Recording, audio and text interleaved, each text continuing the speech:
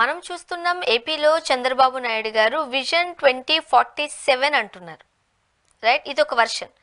మరోపక్క జగన్మోహన్ రెడ్డి గారు అంటున్నారు ఇవంతా కూడా ఒక డొల్ల, సరైన మెడికల్ కాలేజీలు లేవు, ప్రభుత్వ స్కూళ్ళు సరిగ్గా పనిచేయడం లేదు, పథకాలు ఏవైతే ఉన్నాయో అవి సరిగ్గా అమలు కావడం లేదు, ఇదంతా ఒక డొల్ల డాక్యుమెంటరీ అన్నట్టుగా జగన్మోహన్ రెడ్డి గారు అభివర్ణిస్తున్నారు. ఇది చంద్రబాబు నాయుడు గారు వర్సెస్ జగన్మోహన్ రెడ్డి గారు, ఏమని చెప్తారు? రెండు అంశాలు ఉండే. చంద్రబాబు నాయుడు గారు విజన్ ఎందుకు పదే పదే మాట్లాడతారు? నేను ఎప్పుడు మాట్లాడిన విజనరీ గురించి మాట్లాడతారు. 2020, ఆ తర్వాత 47, ఇవన్నీ ఎందుకు మాట్లాడుతున్నాడు? రియాలిటీ ఏంటి? ఎందుకు మాట్లాడుతున్నా అంటే, విజన్ అంటే అర్థం ఏంటి?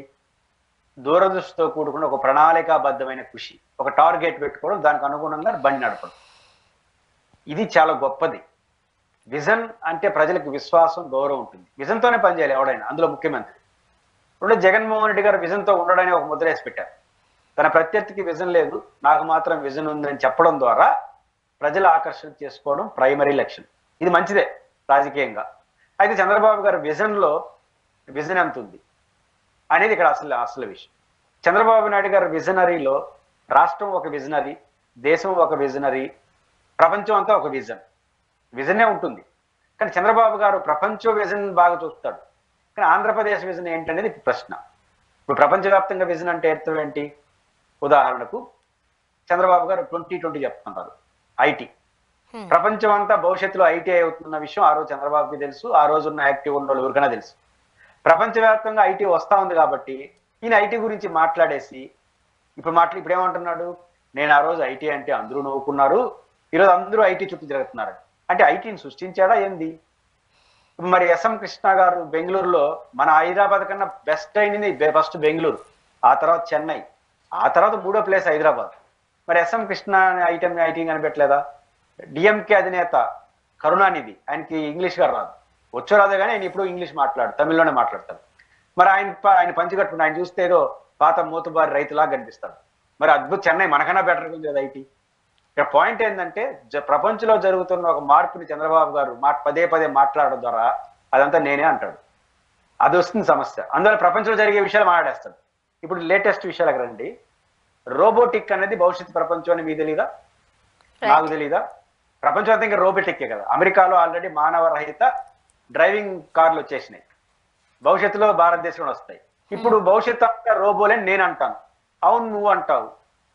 రేపు 10 ఏళ్ళ తర్వాత మీ ఇద్దరు ఎప్పుడో అన్నాము ఏహా టీవీలో కూర్చొని అంటే ఏమైనా అర్థం ఉందా? మన ఇద్దరు అన్నీ అనకపోయినా రోబో వస్తుంది.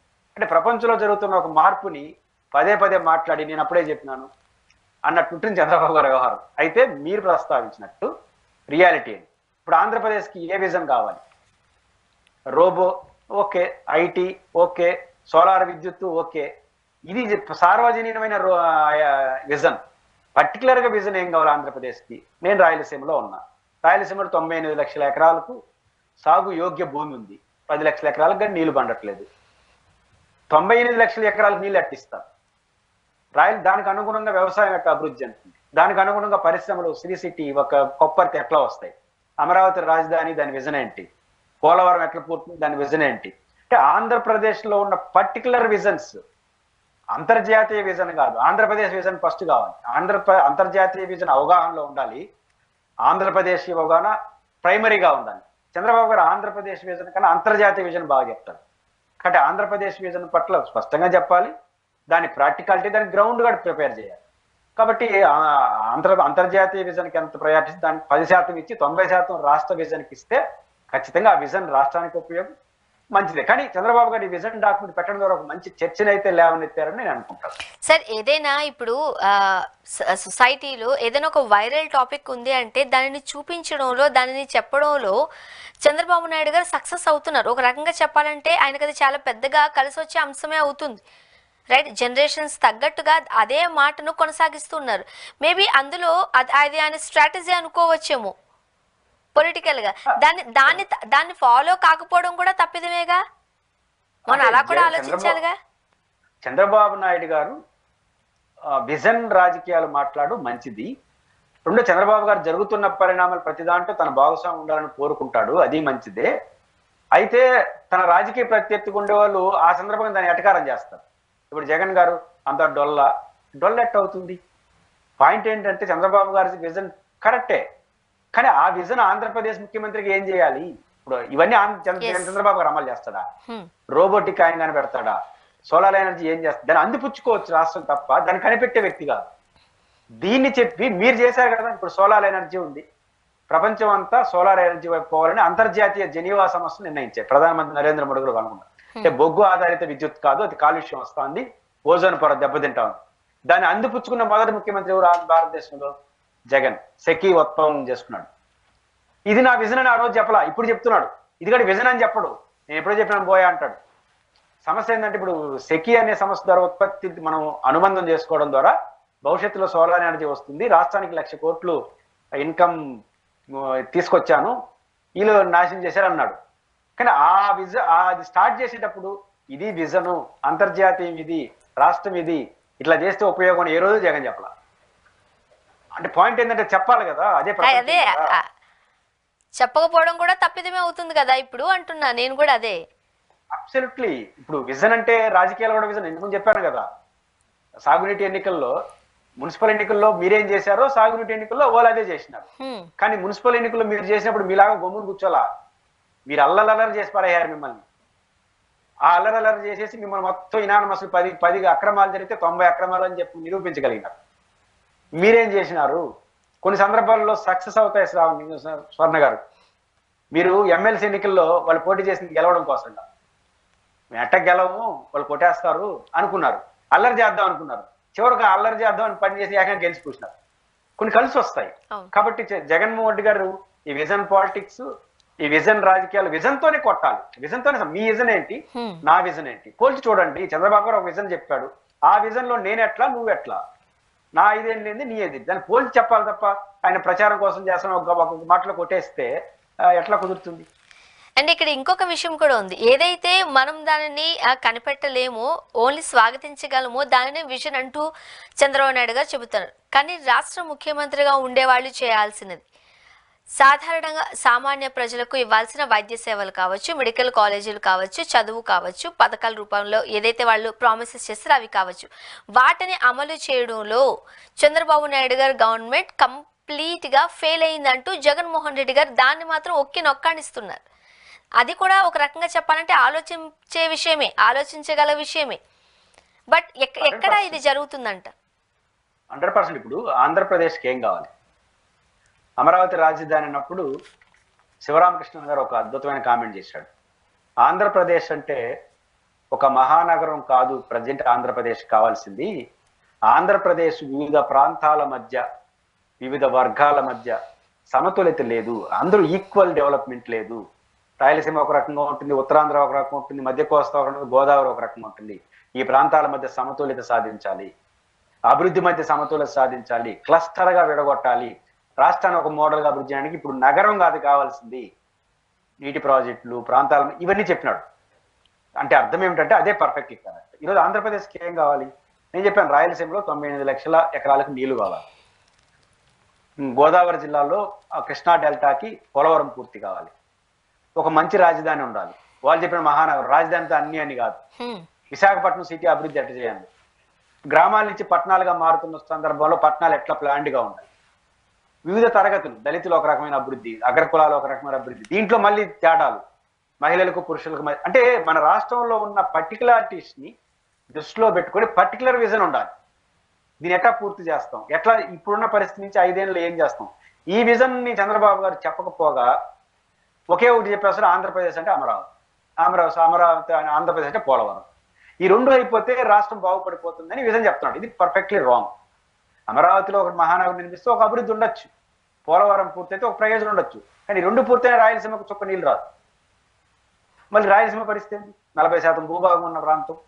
కాబట్టి విజన్ అనేది రాష్ట్రాన్ని దృష్టిలో పెట్టుకొని ఉండాలి, రాష్ట్ర సమగ్రాభివృద్ధి కూడా. ఆ విజన్ ఆయన చెప్పినప్పుడు జగన్మోహన్ రెడ్డి గారు చెప్తున్న మెడికల్ కాలేజీలు, డెవలప్మెంట్, పోర్టులు ఇవన్నీ కూడా పట్ల వస్తాయి.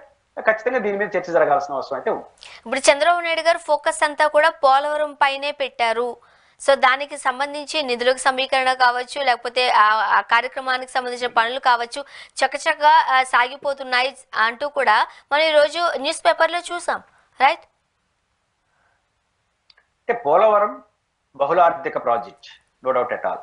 హ్మ్. కానీ పోలవరం పూర్తయిపోతే రాష్ట్రానికి ప్రయోజనం. కానీ కృష్ణా డెల్టా, గోదావరి డెల్టాలకి మాత్రమే అది సాగునీటి అందిస్తుంది. అంటే పెద్దదే, చిన్న గోదావరి జిల్లాలో కృష్ణా డెల్టా అంటే ధాన్యాగారం, యాక్సెప్టబుల్. విశాఖపట్నం సిటీ నీటి సమస్య పరిష్కరిస్తుంది. కానీ అది చూపించేసి రాయలసీమలో కూడా నీళ్ళు వస్తుందంటే ఎట్లా? ఎందుకంటే రాయలసీమ సముద్ర మట్టానికి 90 అడుగుల ఎత్తులో ఉంటుంది. గోదావరి రాయలసీమకు 900 అడుగుల కింద ఉంటుంది. అది పైకి కొట్టేదే ఉండదు.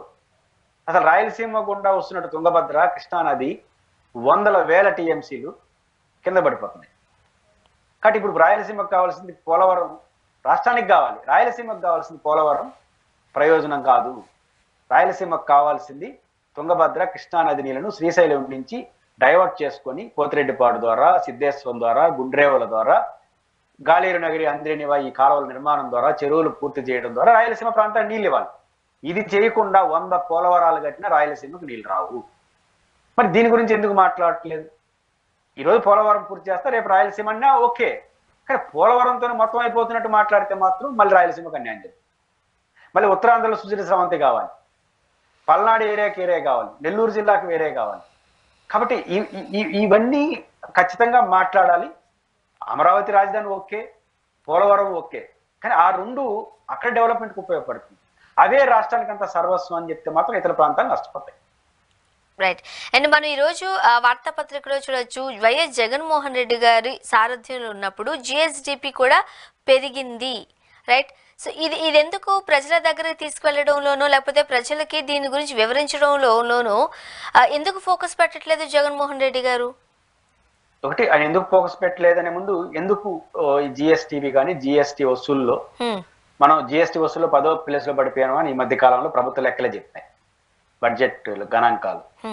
జిఎస్బిటికి సంబంధించి విజయసాయి మన వైవి సుబ్బారెడ్డి గారు రాజ్యసభలో అడిగిన ప్రశ్నకు సమాధానంగా చెప్పారు.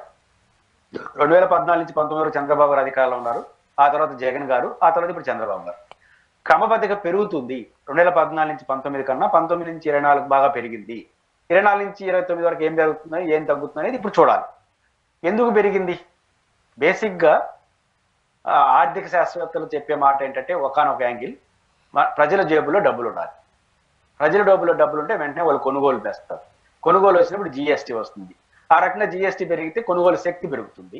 కొనుగోలు చేసి ప్రజా ఆదాయం పెరుగుతుంది. ఇదే లెక్క. అంటే వ్యవసాయం, పరిశ్రమలు అభివృద్ధి చేయడం ద్వారా వచ్చే జీతభత్యాలు, వచ్చే ఉత్పత్తి ద్వారా వచ్చే పనుల ద్వారా పెరుగుతుంది. ప్రభుత్వం చేసే కృషి వల్ల కూడా పెరుగుతుంది. ఇప్పుడు ఉదాహరణ, ప్రభుత్వ ఉద్యోగుల జీతాలు వాళ్ళు కష్టపడి సంపాదిస్తారు, ఉద్యోగం చేస్తారు, దానివల్ల ప్రయోజనం ఉంటుంది. కానీ డబ్బులు ఇచ్చేది కూడా ప్రభుత్వం కదా, జీతాలు ఇవ్వడం ద్వారా వాళ్ళకి ఒక అసెప్ట్ కదా. అది అట్లే సంక్షేమ పథకాలు ఇవన్నీ కూడా జగన్మోహన్ అధికారంలో ఉన్నప్పుడు ప్రతి నెల సంవత్సరానికి 60,000 కోట్ల రూపాయలు డైరెక్ట్ బెనిఫిట్స్ ఇచ్చాడు. డైరెక్ట్ బెనిఫిట్స్ 60,000 కోట్ల రూపాయలు. ఇప్పుడు చంద్రబాబు నాయుడు గారి పెన్షన్స్ ఇస్తున్నాడు, మిగతావి ఇంకా అమలు కాలేదు, మిగతా పథకాలు. ఈ 6 నెలల్లో జగన్ పాలసీ కంటిన్యూ అయితే కనీసం 30-40 వేల కోట్ల రూపాయలు ప్రజల జోబుల్లోకి వెళ్ళుండేది. అది మంచి పాలసీ, చెడ్డ పాలసీ పక్కన పెట్టండి. 30-40 వేల కోట్ల రూపాయలు ప్రజల్లోకి వెళ్ళిన తర్వాత 30-40 వేల కోట్ల రూపాయలు ఖర్చు కూడా అయిపోయింటుంది. మనం పరిశ్రమలు పెట్టం కదా, మీకు ఒక 10,000 నాకు 1,000 సంక్షేమ పథకం వస్తే పరిశ్రమలు పెట్టకపోయి వస్తువులు కొనుక్కుంటాం. అందువల్ల జగన్మోహన్ రెడ్డి గారి అది తగ్గింది. కాబట్టి ఈ 6 నెలలు తగ్గింది. జగన్మోహన్ రెడ్డి గారి పీరియడ్లో ఈ సంవత్సరానికి 60,000 కోట్ల రూపాయలు ప్రజల్లోకి వెళ్ళడం, దీని ద్వారా ఉత్పత్తి క్రియేట్ అయింది, కొనుగోలు జరిగింది, అది జిఎస్టీబీలో రూపంలో కనపడింది. కాబట్టి ఆ పెరుగుదల అనేది కన్ఫర్మ్ గా జరుగుతుంది. దాని కొనసాగింపుగా మనం చూడాలి. రైట్. అండ్ హోంమంత్రి అనిత గారు చేసిన వ్యాఖ్యలు కూడా కాస్త ఎలా ఉన్నాయన్నది మీరు చెప్పాలి. మగవాళ్ళని సక్రమంగా పెంచాలి. ఈరోజు స్మగ్లింగ్ సినిమాలు తీస్తున్న వాళ్ళు లేకపోతే దానికి సంబంధించిన వాళ్ళు హీరోలు అయిపోతున్నారు అంటూ కూడా వ్యాఖ్యానించారు. ఈ వ్యాఖ్యలను ఎలా చూడాలంటారు? అంటే రెండు, ఒకటి హితోబోధ కరెక్ట్ కాదు. హితోబోధ ఎప్పుడన్నా స్కూల్లో పిల్లలను ఉద్దేశించి లేదా ఒక సభలో ప్రజలను ఉద్దేశించి మీరంతా బాగుండండి, మంచిగా బతకండి, సంస్కారవంతమైన జీవితాన్ని గడపండి, ఆవేశాలకు లోను, ఇవన్నీ జనరల్. అనిత గారు కూడా హోంమంత్రిగా ఒక హితోబోధ చేస్తే మనకు అభ్యంతరం లేదు. కానీ ఈరోజు జరుగుతున్న సంఘటనలకి హితోబోధ పరిష్కారం కాదు, ఫర్మ్ యాక్షన్ పరిష్కారం. ఇప్పుడు ఉదాహరణకు బహుశా ఈ మధ్యకాలంలో జరిగినటువంటి అమ్మాయిలపైన, ఆడబిడ్డలపైన అఘాయిత్యాలు ఎవరైతే చేశారో దాన్ని దృష్టిలో పెట్టుకొని పిల్లల్ని బాగా పెంచాలని, దట్స్ గుడ్. దాంట్లో డౌట్ వెళ్ళి తల్లిదండ్రులకి ఇవ్వాల్సిన సలహాని. ద సేమ్ టైం ఘటన జరిగిన తర్వాత కఠినంగా కూడా ఉండాలి. వాళ్ళ దయ మన ప్రాప్తం. మగవాళ్ళందరూ ఆడవాళ్ళని గౌరవించాలి, అభిమానించాలి, ప్రేమించాలి, ద్వేషించకూడదు. బానే ఉంది. కానీ ద్వేషిస్తే తంతారనే భయం కూడా ఉండాలి, ఇబ్బంది పెడితే కొడతారనే భయం కూడా ఉండాలి. కానీ మీ దయ మా ప్రాప్తం అంటే కుదరదు. హితోబోధ అనిత గారిది కరెక్టే, కానీ అనిత గారి హితోబోధ కన్నా యాక్షన్స్ చాలా ఇంపార్టెంట్. ఎందుకంటే హోం మంత్రి, ఇది ఒకటి మొదటి అంశం.